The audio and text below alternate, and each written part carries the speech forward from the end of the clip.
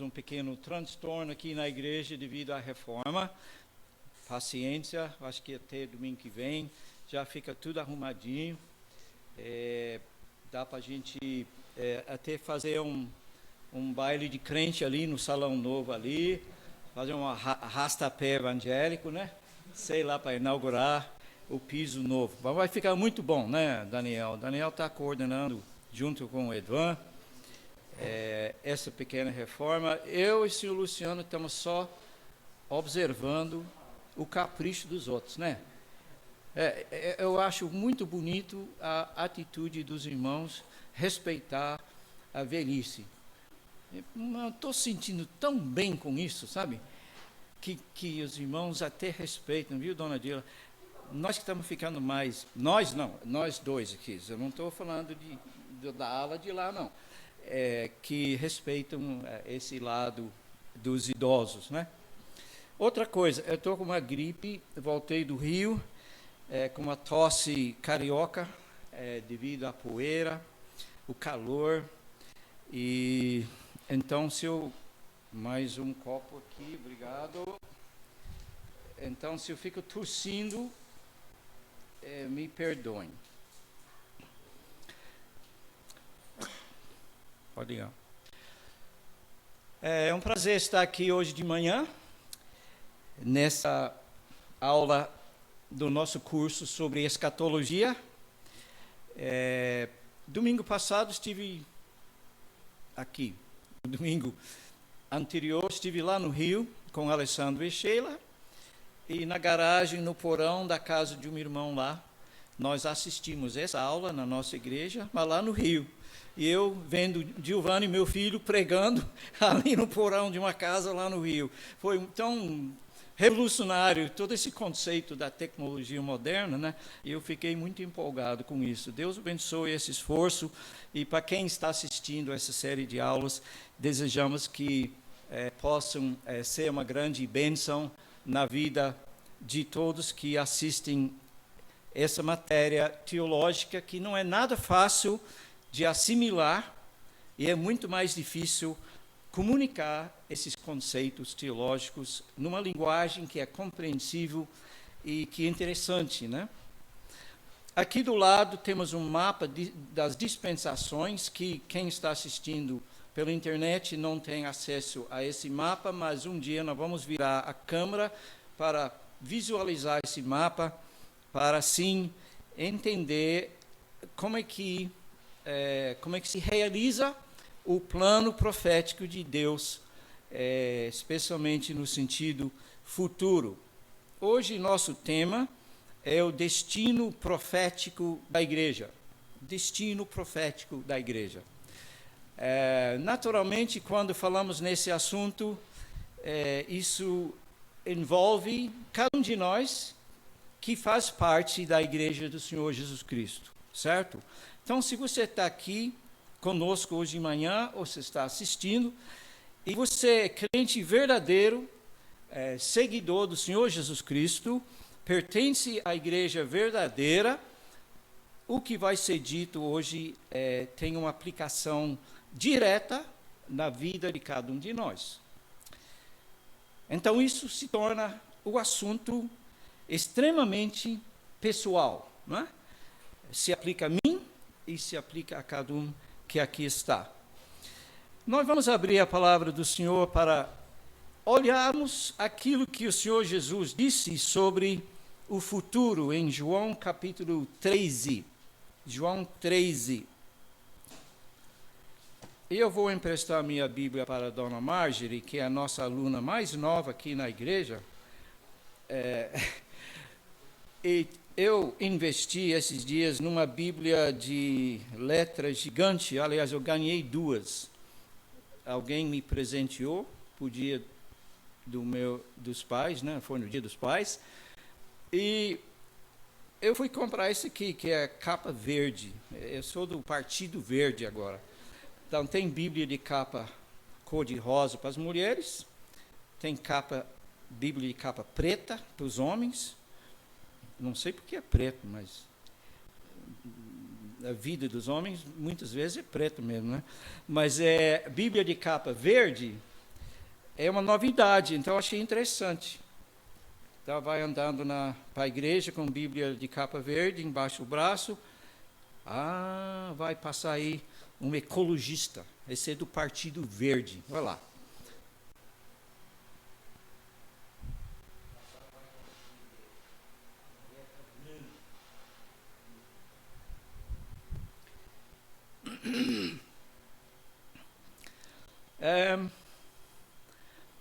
Pelo título da aula de hoje, o destino profético da igreja, nós temos 3 palavras.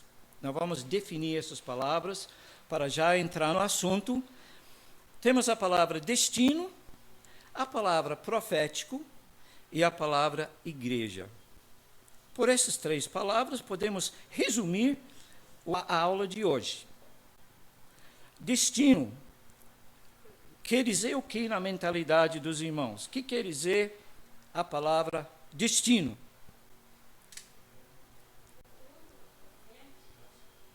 Futuro.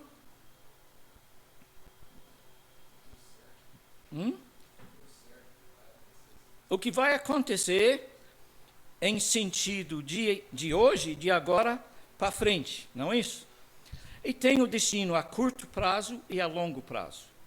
O que pode acontecer dentro de talvez alguns meses ou alguns anos, e tem o aspecto a longo prazo, no sentido de eternidade, que é tempo onde não tem tempo, né? Eternidade não tem relógio. A palavra profético quer dizer é algo proferido verbalmente e também em forma escrita na palavra de Deus.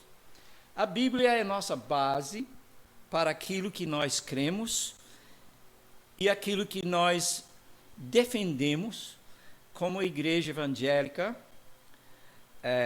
vivendo numa época histórica da igreja de apostasia generalizada em nível mundial, e não é toda igreja que hoje, por exemplo, não tem muita igreja hoje que está tentando comunicar esta grande verdade da fé cristã sobre futurologia, ou seja, escatologia. Então vamos ver alguma coisa sobre este aspecto profético, aquilo que envolve, que apresenta uma visão panorâmica daquilo que nós estamos aguardando como cristãos, crentes no Senhor Jesus Cristo, que ainda acreditam no valor infalível e incontestável daquilo que a Bíblia diz, mesmo numa época de apostasia. E a terceira palavra é igreja. Por igreja tem muita conotação mais diversificada. E eu quero só resumir dizendo que hoje existem 2 tipos de igreja. Existe a igreja verdadeira e a igreja falsa. Existe a igreja que não é prédio, não é denominação, não é uma organização eclesiástica, muito menos algum prédio gótico, algum catedral lá em Paris, ou qualquer parte do mundo. A igreja não é um prédio, mas é uma edificação espiritual de pessoas. Você e eu somos redimidos pela obra de Cristo na cruz, e nós somos a igreja do Senhor Jesus, se somos verdadeiramente convertidos e pertencemos ao Senhor. Mas, paralelo com isso, com essa realidade, existe a igreja falsa. Há muitas pessoas que frequentam igrejas de tudo quanto é tipo e nome no mundo inteiro, pessoas às vezes que se dizem cristãs, mas que não são pessoas genuinamente convertidas e que pertencem a Jesus Cristo, né? Só pertencem a uma igreja que a Bíblia fala, como nós vamos ver em uma das parábolas em Mateus 13, que é qualificada como joio no meio do trigo. Então existe esse fenômeno que devemos respeitar. Nem todas as pessoas que frequentam igrejas são verdadeiramente membros da igreja do Senhor Jesus. Em João capítulo 13, no fim desse capítulo, nós temos nessa passagem palavras extremamente importantes para o nosso tema de hoje. Muitos pregadores leem capítulo 14, onde fala da vinda do Senhor Jesus para buscar o seu povo. Mas esquecem que capítulo 14 é uma continuação de capítulo 13. E as verdades mais importantes sobre esse tema estão em capítulo 13, e não necessariamente em capítulo 14. Nós vamos ler de versículo 33. Vamos lembrar que essas palavras são algumas das últimas palavras que o Senhor Jesus passa para seus discípulos. Ele está num convívio de mais ou menos 3 anos, passando verdades que talvez a humanidade jamais ouviu, verdades reveladas através da pessoa do Senhor Jesus. Mas aqui nós temos os discípulos reunidos com ele, em particular, em ambiente muito de amigo, muito pessoal, muito direto, cara a cara com os discípulos. E o que Jesus fala para eles é de suma importância.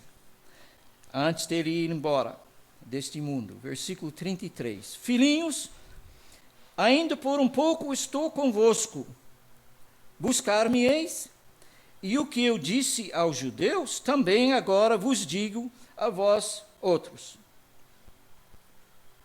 Para onde eu vou, vós não podeis ir. Novo mandamento vos dou, que vos ameis uns aos outros, assim como eu vos amei, que também vos ameis uns aos outros. Nisto conhecerão todos que sois meus discípulos, se tiverdes amor uns aos outros. 36. Perguntou-lhe Simão Pedro: Senhor, para onde tu vais? Jesus respondeu: para onde eu vou, não me podeis seguir agora. Mais tarde, porém, me seguirás. Replicou Pedro: Senhor, por que não posso seguir-te agora? Por ti darei a minha própria vida.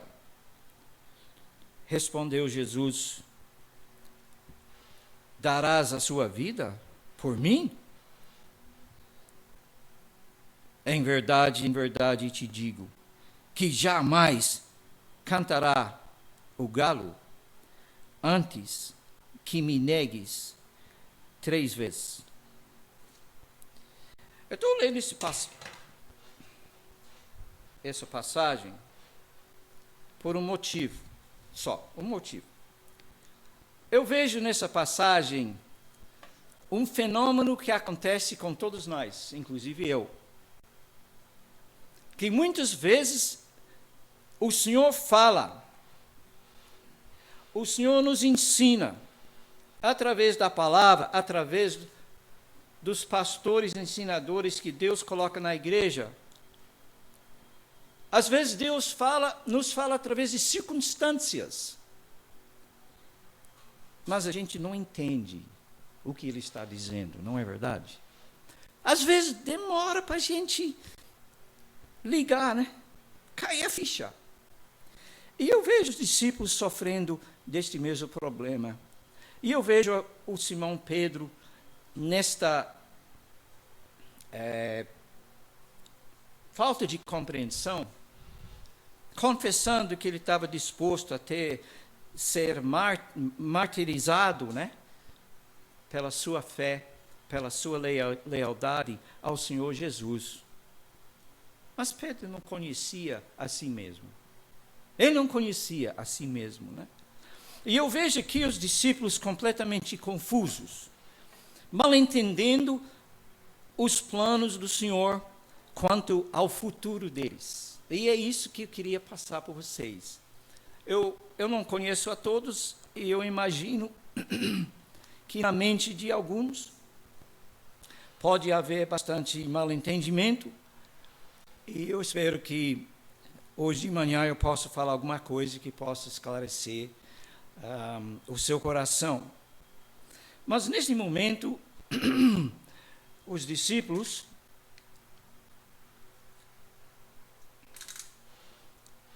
estão passando um drama inédito na vida deles, porque até esse momento o Senhor Jesus está com eles. Eles estão acompanhando ele e ele está alertando, avisando que a sua vida ia mudar. Ele ia passar de uma vida terrena para uma vida extraterrena. Ele ia passar desse mundo material para um mundo extraterrestre. Ele ia passar por uma dimensão de vida que os discípulos não entendiam praticamente nada. Como nós não entendemos muita coisa sobre esse mundo. Por isso, esse tema de escatologia apresenta, como eu coloquei aqui nas minhas anotações hoje cedo, explique o que é essa vida extraterrena. Como é que eu posso explicar isso? Não sei. Não sei se tem alguém aqui que pode explicar melhor. A gente não chegou lá ainda, né? Mas calma, dona Nena, vai chegar lá. Seu dia chega. Às vezes o meu dia chega antes do seu. Então se prepare.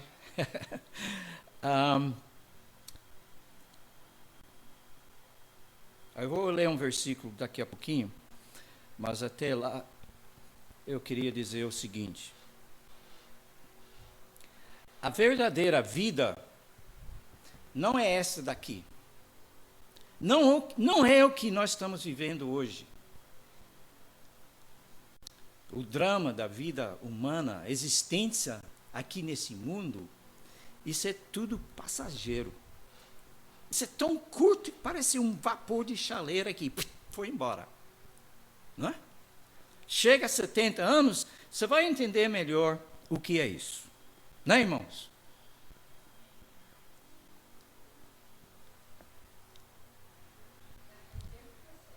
Hã? Passou dos 70, começa a contar os dias. Começam a contar os dias, né, Daniel? Regressivo. E não tem como escapar isso. E eu fico pensando coisas que eu nunca pensei antes. Mas de que jeito que eu vou passar dessa vida para outra?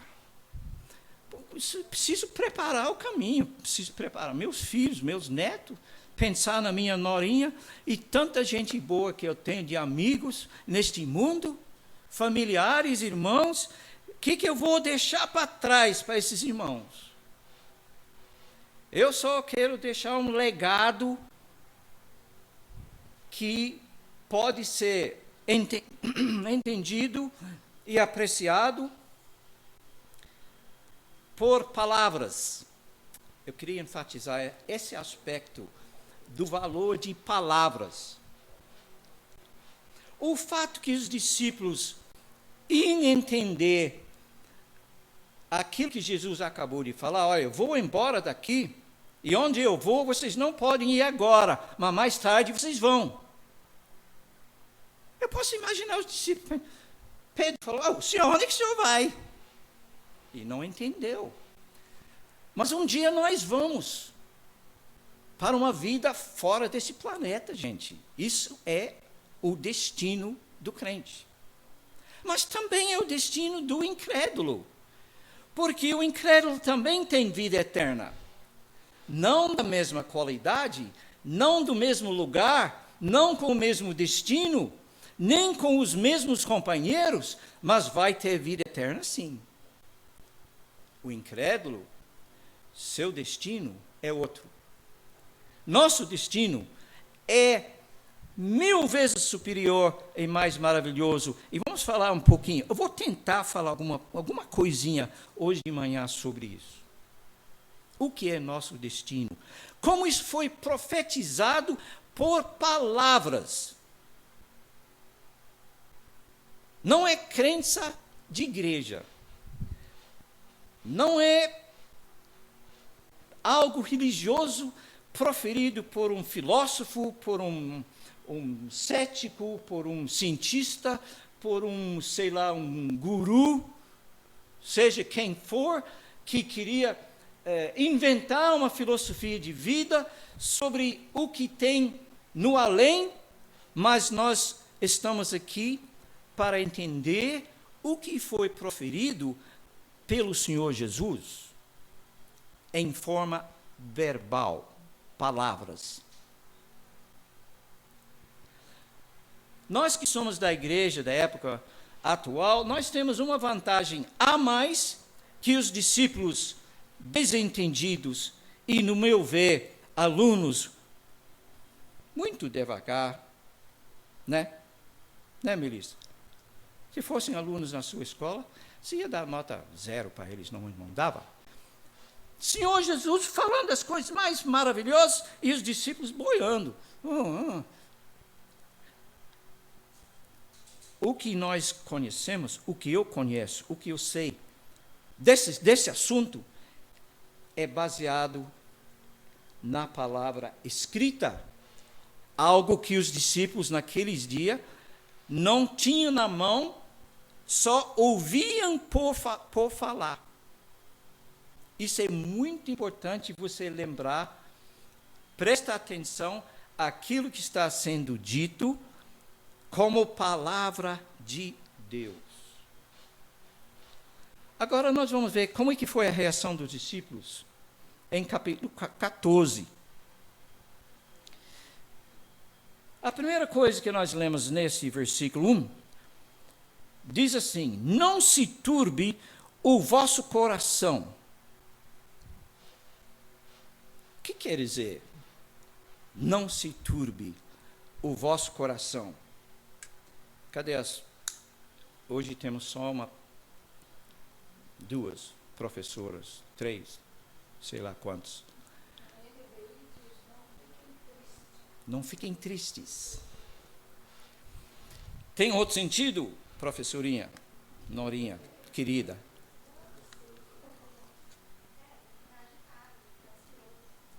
Agitado, ansioso, perturbado. Estamos esquentando.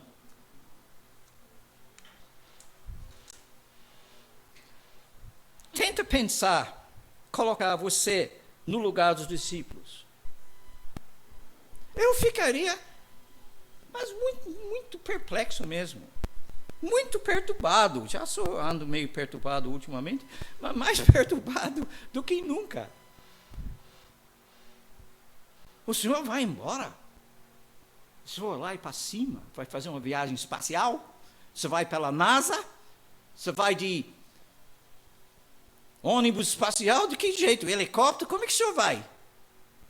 Só no sentido de racionalismo humano. Mas nós somos grudados aqui nesse planeta. Como é que o senhor vai embora para cima?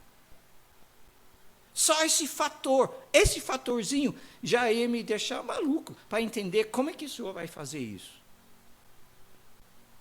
Mas é nesse fato, nessa palavra que o senhor fala aqui, é que ele está enfatizando que todo esse plano profético futuro depende da veracidade dessa palavra. Porque se não vai acontecer, não tem muito valor esse curso. Muito pouco valor. Então, a perplexidade a dificuldade intelectual dos discípulos, é fácil entender isso, porque está escrito: não se turbe o vosso coração. E não é para nós ficarmos também com o coração perplexo e confuso e mal entendido. Não cabe a nós essa incredulidade. Sabe por quê? Leia o restinho do versículo. Credes em Deus? Jesus falando dos discípulos. Crede também em mim. Todo mundo crê em Deus, né? Aqui no Brasil é um país religioso. Todo brasileiro acredita em Deus. Aí bota Deus em tudo quanto é coisa. Até em sorvete. Fala o nome do nosso Deus em vão e nem pisca o olho. Falam que conhecem a Deus, mas eu vou mostrar que não conhecem. Sabe por quê? Porque não sabem respeitar a palavra de Deus. Quem fala a palavra de Deus hoje, os ouvintes fazem assim, puf, não quer saber. Há uma ignorância, há uma superficialidade, há um cristianismo ABC que dá medo. Aí vem alguém, um pastor, algum profeta, alguma profetisa, alguém por aí na televisão, ou tanta gente aparecendo hoje em dia na mídia, dizendo que é profeta, que tem palavra do Senhor, e falam cada besteira religiosa, que eu vou te falar, meus amigos, é realmente complicado. E eu tenho dó das pessoas que têm que ouvir conversa de pastor pela televisão, enganados e enganando os outros, caindo em buraco e levando um monte de gente no mesmo buraco, por falta de conhecimento e falta de respeitar as crenças, as doutrinas tradicionais de um cristianismo baseado na Bíblia.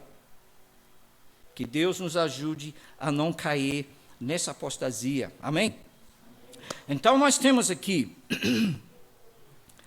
Jesus falando: você crê em Deus, então crê em mim. Então ele está vinculando a sua palavra, a sua profecia profética quanto ao destino dos discípulos, ao destino da igreja, baseando o que ele vai dizer, sabem o quê? O caráter de Deus.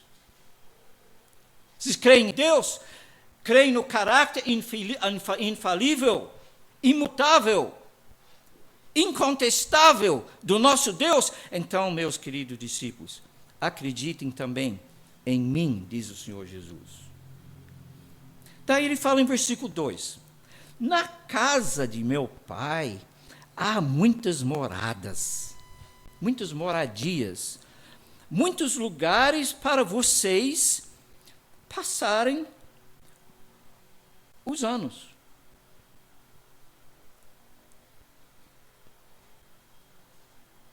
E se nós vamos passar uma eternidade com Deus, nós temos que ter onde morar. Já é difícil achar uma moradia aqui neste mundo, né? Fazer uma casa, estabelecer um lar. E tem gente que hoje que está começando a vida, né? Tem um irmão aqui que voltou lá de Minas com uma mão pesando mais que a outra. Então, parabéns para ele, para o casal. Deus abençoe mesmo, viu, irmão? Com toda sinceridade. Tá? Eu gostei de ver a sua mão hoje. Ele mostrou assim, a mão meio assim. Eu pensei que a mão estava inchada. Ele falou: não, é aqui. Igual de cá, né? É aqui. Mas imagina ter um lar, uma casa. A Bíblia fala de mansão. Os crentes da antiguidade viam lá no fim do corredor da história humana uma outra civilização. Uma cidade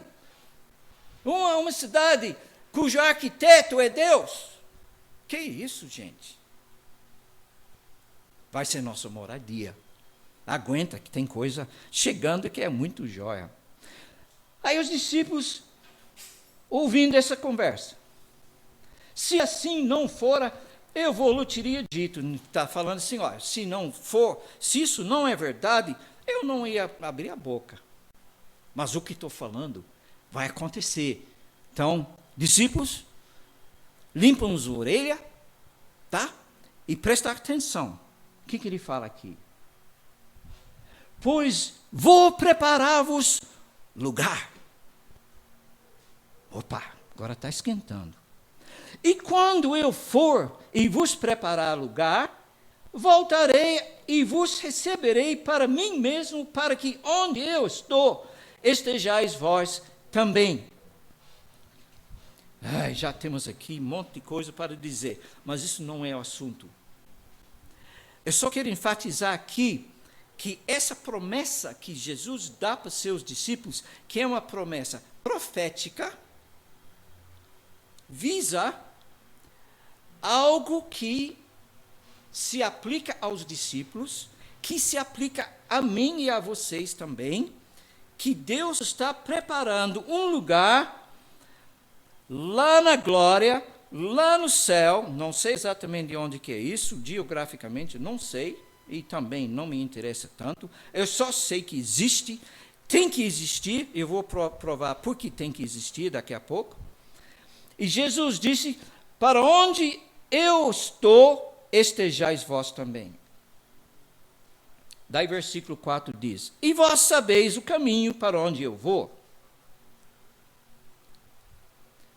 Aí vocês conhecem a história de Tomézinho. Tomézinho sabia das coisas, mas não acreditava. Tem muito crente assim. Ah, sim, Jesus vai voltar, que legal. E vive que nem um demônio. Não é verdade? Desculpe a expressão, mas é verdade. Né? É uma coisa você conhecer os fatos, é outra coisa você acreditar nesses fatos. De uma forma que isso muda, que isso transforma a sua vida, que faz sua vida diferente que as demais pessoas. Porque você é uma pessoa informada, que sabe para onde está indo na vida. A maioria não sabe. E nem liga para isso. Eu não vou ler aqui. Eu tenho aqui algumas ideias diversas sobre o futuro da humanidade e do universo. Aqui tem uma lista de ideias que as pessoas têm sobre o que poderia acontecer comigo ou com você daqui a 5, 10, 100 anos. Será que nós vamos apagar na hora da morte? Virar poeira cósmica mesmo e acabou? Ou tem algo mais depois? Essa é a questão que essa lição sobre destino profético da igreja. Nós cremos que existe algo mais para o ser humano depois da morte. E Jesus está falando aqui para seus discípulos, prometendo-lhes um futuro fantástico, impressionante, um destino que nenhuma religião, nenhuma filosofia dessa vida oferece. A única religião no mundo é a fé cristã, que oferece para o homem um destino garantido. A única religião. E não só o cristianismo generalizado, mas uma parte do cristianismo que nós chamamos aquela parte que ainda acredita no valor da palavra de Deus. Porque o cristianismo, cristandade, em geral hoje, está apostatada. Não acreditam nessas verdades que nós estamos tentando explicar aqui hoje de manhã. Não acreditam. Garanto que nossos dois irmãos estão lá no Unicamp. Vai lá na praça, lá na Unicamp, e levantar lá com o microfone, que nem esse daqui, e tenta falar essas coisas lá, vai ter que pregar com capacete e colete de prova de bala. Porque a mentalidade é outra.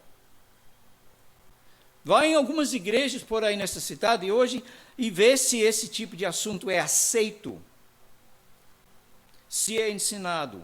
E não é. É um assunto que está sendo deixado de lado, infelizmente.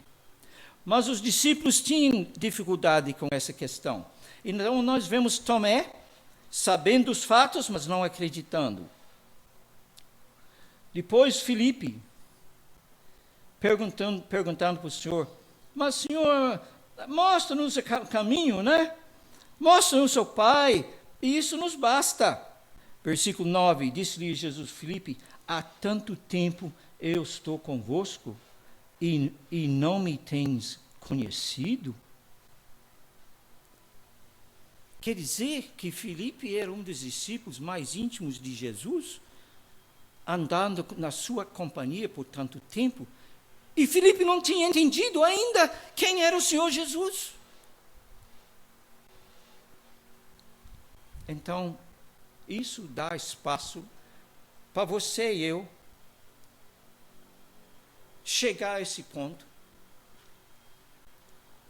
que você conhece certos fatos, mas você não entende.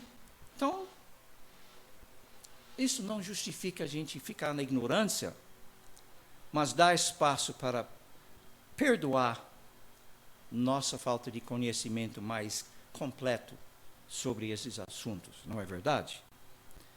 Isso não é justificar nem eu nem você a ficarmos ignorantes deste assunto tão maravilhoso. Estamos aqui para esclarecer. Ok. Então, temos essa introdução ao nosso assunto. E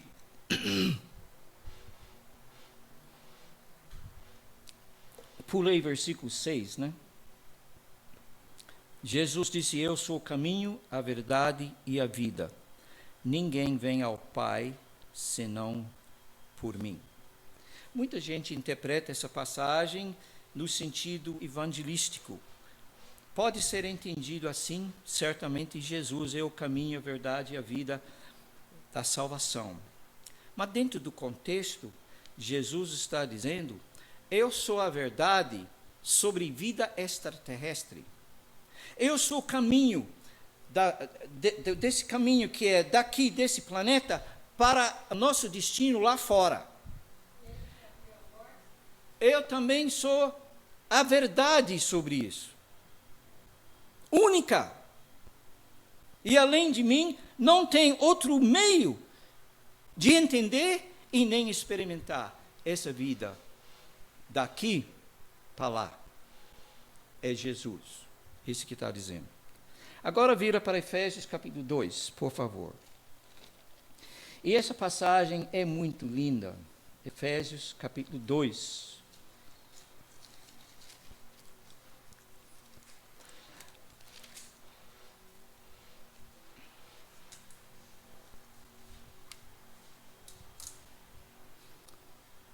Então, o destino profético da igreja envolve cada um de nós que pertence ao Senhor Jesus Cristo. Nós temos muitas referências no Novo Testamento que descrevem, que tentam abordar diversos aspectos daquilo que vamos ser, daquilo que vamos fazer e para onde nós vamos ficar. Em sentido de vida aqui neste mundo, agora até a morte nos alcançar, e depois da morte, o que vamos fazer na eternidade, por exemplo. Então, o assunto é muito abrangente, e o tempo, eu já sei que o tempo é tão limitado, mas vamos tentar falar o essencial. Em Efésios capítulo 2, versos 1 a 10, Paulo escreve para os Efésios, descrevendo, esboçando, um pouco daquilo que o homem é sem Cristo e o que o homem é com Cristo. o que o homem nesse mundo sem Deus e o que o homem tem neste mundo com Deus. O que o homem é nesse mundo na desgraça do pecado e o que o homem é dentro do plano da salvação, debaixo da graça salvadora de Deus. Então nós vamos ler rapidinho essa passagem e eu quero apenas enfatizar um pouquinho lá em versículo 7. Vamos ler. Deus vos deu vida, estando vós mortos nos vossos delitos e pecados, nos quais andastes outrora, no passado, segundo o curso deste mundo, segundo o príncipe da potestade do ar, do espírito que agora atua nos filhos da desobediência, entre os quais também todos nós andamos outrora, segundo as inclinações da carne, fazendo a vontade da carne e dos pensamentos, e éramos por natureza filhos da ira, como também os demais. Aqui ele descreve o homem sem Cristo, sem salvação, sem Deus, no mundo, vivendo debaixo dessas três influências terríveis, que é viver segundo o príncipe da potestade do ar, a influência de Satanás, da influência do mundo dos espíritos maus, demônios. Depois vivendo conforme as inclinações da nossa carne, falando aqui da nossa velha natureza pecaminosa.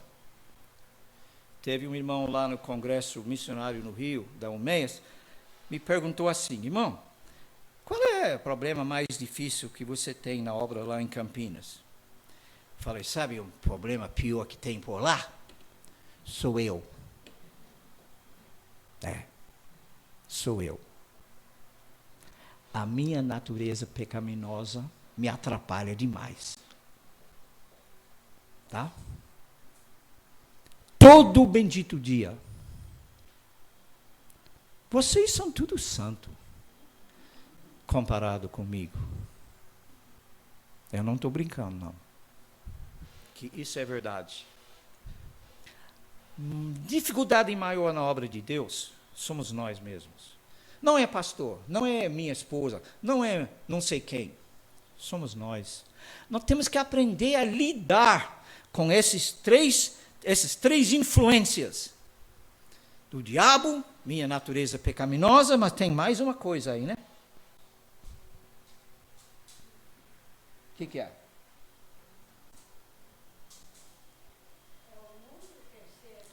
O mundo, a influência do mundo, influência da televisão, literatura, internet, conversa mole de colegas no serviço, e aí por aí afora.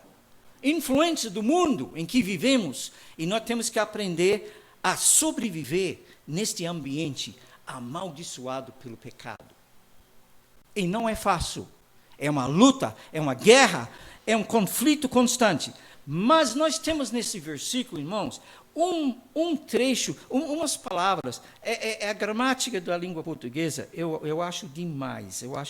Tinha um irmão lá que é meu patrício australiano, irmão Gavin Peterson. E ele falou assim: o que você acha da língua portuguesa? Eu falei, melhor que inglês. E ficou tudo assim, né? Eu falando isso? Português é melhor que inglês, sabe por quê? Por causa da forma gramatical, ela é riquíssima. Cada verbo tem as conjugações dos verbos, cada verbo tem um sentido. Em inglês não tem isso. É muito mais simples, né? A estrutura gramatical. Pronúncia é outra história, mas a gramática do português é bonito. E o que eu estou falando aqui? Versículo 4. Depois que ele descreve o homem no mundo, preso a esse planeta terrível, ele fala, mas Deus, sendo rico em misericórdia, por causa do grande amor com que nos amou, E estando nós mortos em nossos delitos, e nos deu vida juntamente com Cristo, pela graça nós somos salvos, e juntamente com Ele, Ele nos ressuscitou, e nos fez assentar em lugares celestiais em Cristo Jesus. Ponto final? Como é que está na minha Bíblia aqui? Eu não estou enxergando aqui. Eu estou vendo, sim. É ponto e vírgula. Não é o ponto final, não. Como é que é o versículo 7? Para mostrar. Hein? Deus nos salvou, Ele nos ressuscitou, Ele nos fez assentar nos lugares celestiais em Cristo, para mostrar o quê? Para você viver essa vida aqui, lá na nuvem número 7, lá fora desse mundo, fora da realidade, viver uma vida espiritual fora de órbita. Não! Aqui está escrito, para mostrar, como é que é? Fala mais alto, irmãos. Nos séculos vindouros, a suprema riqueza da graça, da sua graça, em bondade para conosco, em Cristo Jesus. Mas o que é isso, gente? É aquilo que está escrito ali, ó. Está vendo a setinha ali? Hoje. Está vendo ali? Gabi, você está vendo ali? Hoje. Está vendo hoje? Daí para cá, ó, para frente, é tudo incluído nessa frase, para mostrar nos séculos vindouros o quê? A suprema riqueza da sua graça em bondade para conosco em Cristo Jesus. Isso é o destino profético da igreja, participar destes séculos vindouros. Deus nunca vai ter tempo suficiente para mostrar para nós a grandeza da sua riqueza, da sua graça para conosco, miseráveis, pecadores, que não merecem niente da misericórdia daquele que planejou tudo isso.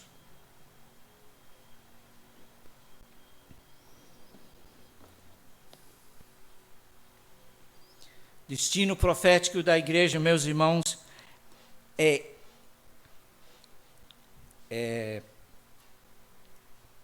percebido nesta frase, para mostrar nos séculos vindouros.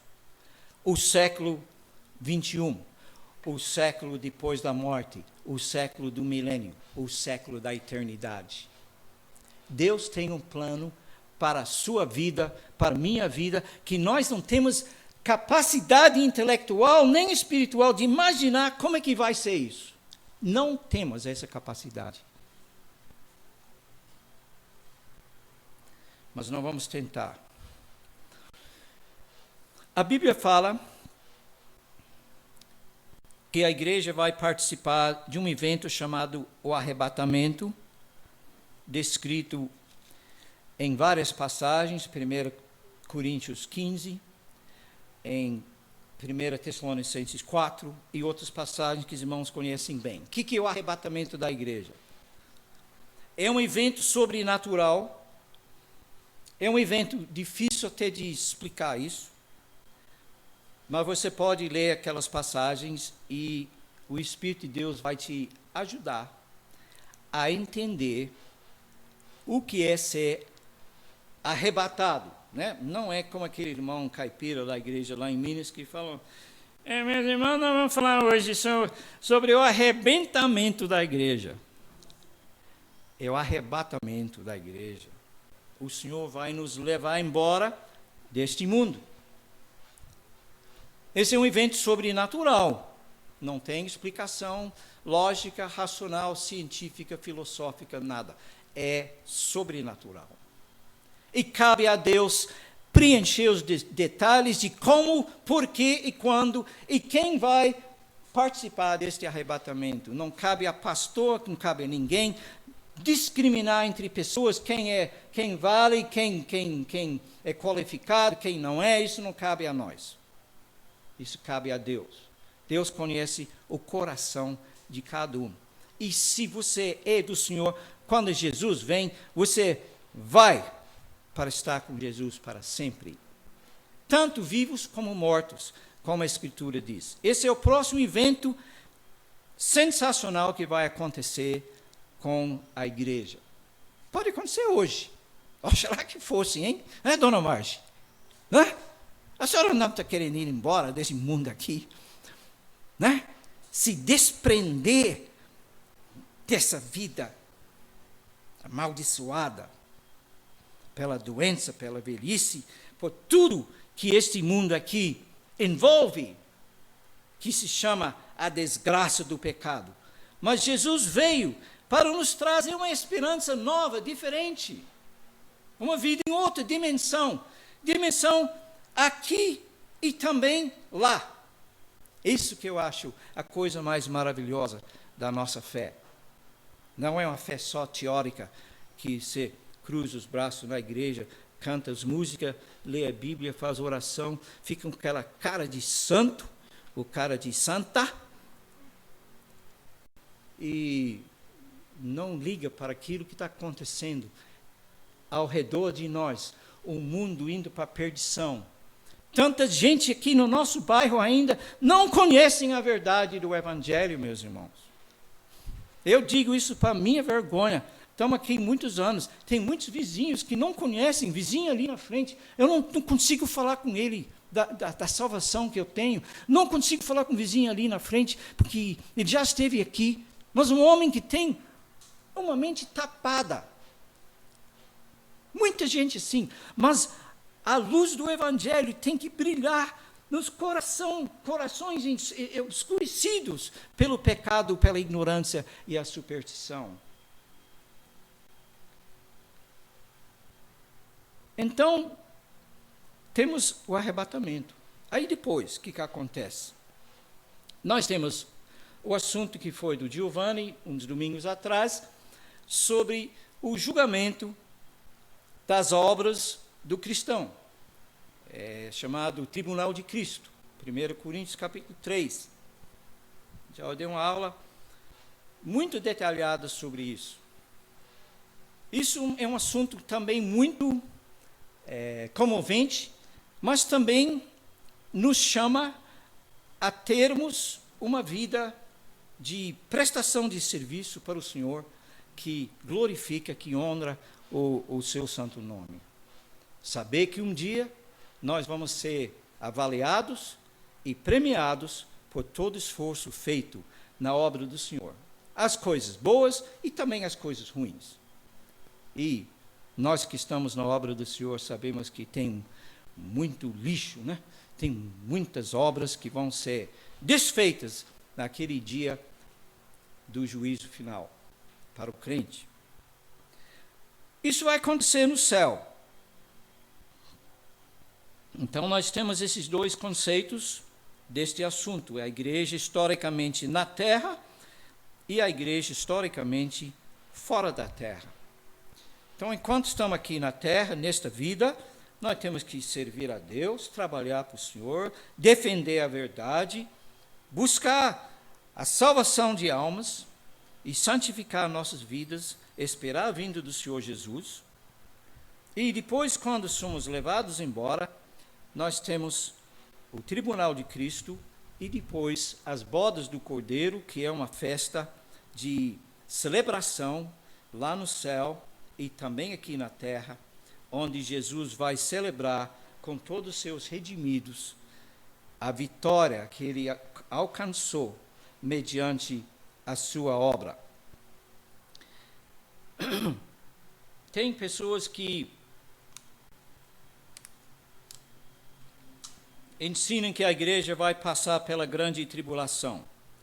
Outros dizem que Jesus vem no meio da grande tribulação e arrebatar a sua igreja. Outros defendem a ideia que Jesus vem no fim da grande tribulação. Eu sou defensor da verdade que a igreja será arrebatada antes da grande tribulação.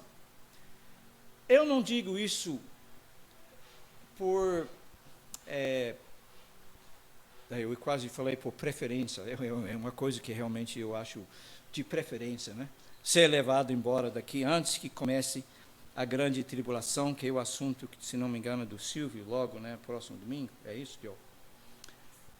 Não quero participar da grande tribulação que vai estourar aqui nesse mundo depois do arrebatamento da igreja.